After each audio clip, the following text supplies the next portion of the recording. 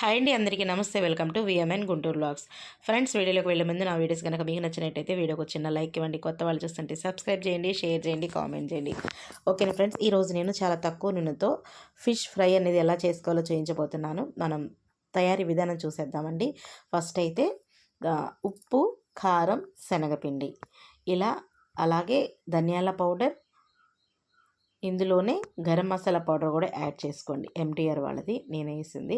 ఇందులోనే ఏంటంటే chicken masala powder కానీ గరం మసాలా పౌడర్ కానీ యాడ్ చేసుకోండి. అలాగే పసుపు కూడా యాడ్ చేసుకోండి.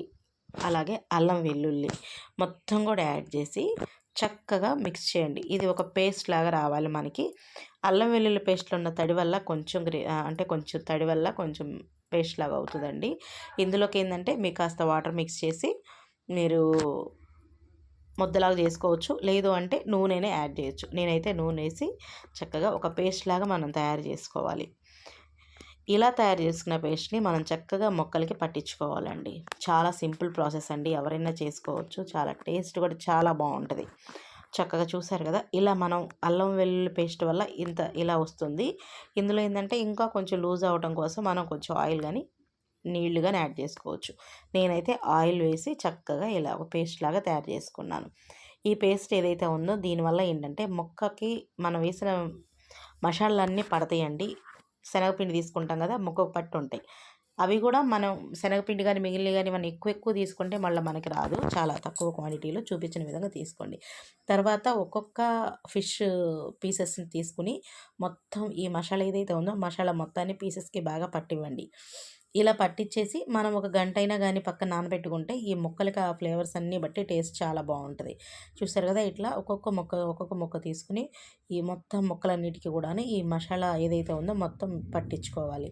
ఇలా మీరు రెడీ చేసి పెట్టుకున్న తర్వాత ఒక 1 అవర్ నాననిచ్చిన తర్వాత మీడియం ఆయిల్ బాగా హీట్ అవ్వకూడదు, అలాగని మరీ తక్కువ హీట్ అవ్వకూడదు. ఆయిల్ అనేది కొంచెం బాగా కొంచెం వేడైంది అనుకున్నప్పుడు ఈ ఫిషెస్ ఏవైతే ఉందో వేసి చక్కగా రెండు వైపులా కూడా గోల్డెన్ బ్రౌన్ కలర్ వచ్చేలాగా ఫ్రై చేసుకోవాలి. చూసారు కదా, ఇలా అట్లగాడ తీసుకొని చేయటం వల్ల ఏంటంటే మనకి చక్కగా లేసి వస్తాయండి. ఇలా చక్కగా ఉదాహరణ తర్వాత ఒకటి వేపించేసుకోండి, అంతేనండి. ఈ టైప్లో ఉన్నప్పుడు తీసేయండి. ఎంతో రుచికరమైనటువంటి టేస్టీ అయినటువంటి ఆరోగ్యకరమైన చేపల ఫ్రై అనేది రెడీ అయిపోయిందండి.